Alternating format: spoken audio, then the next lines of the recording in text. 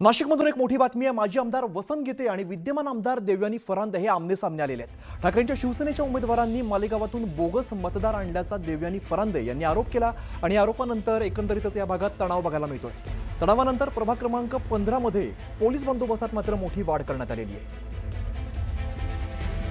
अपक्ष उमेदवाराने मारहाण केल्याचा सोनवणे यांनी आरोप केलेला आहे।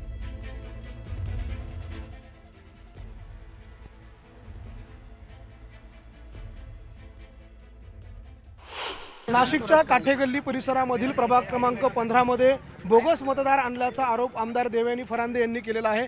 ताई, आपण आरोप करताय की या प्रभागामध्ये बाहेरून मतदार आणलाय, विशेषतः मालेगाववरून काही गाड्या भरून आल्यात, काय नेमका आपला आरोप आहे? अतिशय अशा ग्रामीण पाड्यावरच्या महिला आहेत की ज्यांना काही बोलता पण येत नाहीये, अशा जवळपास 6 ते 7 मोठ्या गाड्या 50-55 सीटरच्या गाड्या भरून या ठिकाणी मतदानासाठी आणलेला आहे आणि ह्या ठिकाणी आमच्या कार्यकर्त्यांनी त्यांना पकडलेलं आहे, पोलिसांच्या ताब्यामध्ये दिलेला आहे।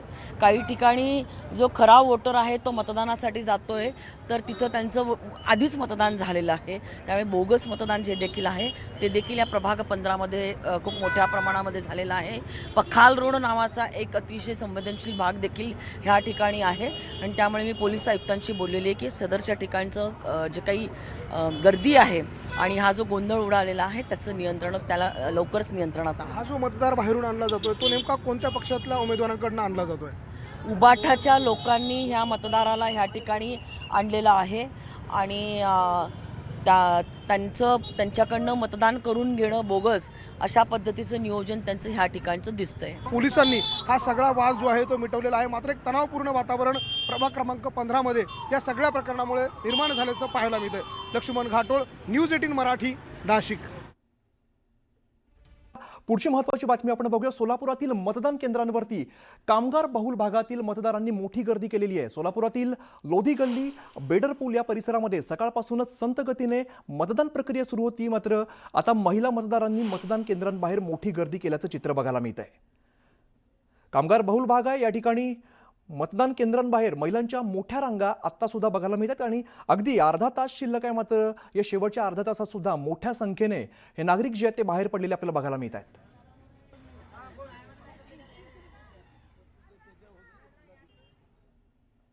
तर इकडे धुळे महानगरपालिकेसाठी सुद्धा आज मतदान प्रक्रिया पार पडते आणि धुळे शहरातल्या प्रभाग क्रमांक 18 मध्ये मोठ्या प्रमाणात मतदारांनी गर्दी केलेली आहे। धुळे शहरातल्या अवधान गावातील मतदान केंद्रांवरती मोठ्या प्रमाणात मतदारांनी गर्दी केलेली आहे।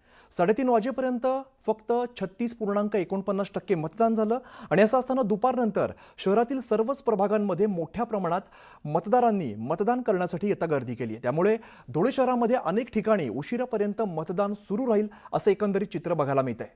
मतदान केंद्रांवरून मतदारांच्या गर्दीचा आढावा घेतलाय आमचे प्रतिनिधी दीपक बोरसे यांनी।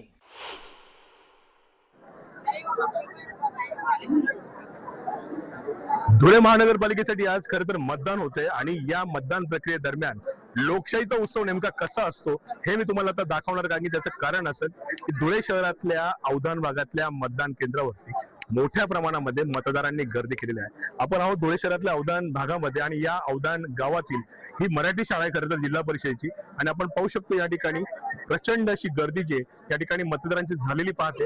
हे दृश्यांमध्ये दिसणार जे हे सगळ्या मोठ्या प्रमाणात महिला ज्या आहेत मोठ्या प्रमाणात या ठिकाणी मतदान करण्यासाठी आपला मतदानाचा हक्क बजावण्यासाठी या ठिकाणी आलेले आहेत। याचबरोबर मोठ्या प्रमाणात तरुण असतील, अबालवृद्ध असतील, हा संपूर्ण परिसर, हा शाळेचा संपूर्ण परिसर गर्दीने व्यापलेला आहे आणि ही संपूर्ण गर्दी जी आहे ती मतदारांची, हे मतदार दुपारनंतर अचानक मोठ्या प्रमाणात धुळे शहरातल्या जवळपास सर्वच मतदान केंद्रांवरती मोठ्या प्रमाणात गर्दी झालेली पाहायला मिळते।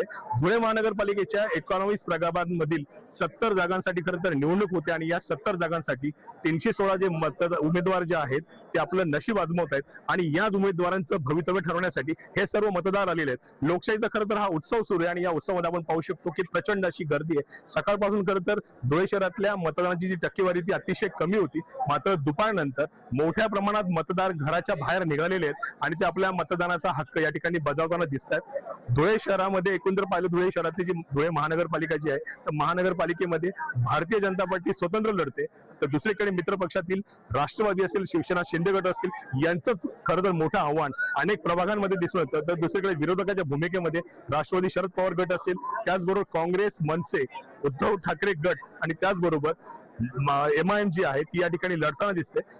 प्रभागातल्या अनेक ठिकाणी दुरंगी तिरंगी आणि काही ठिकाणी चौरंगी अशी लढत होते.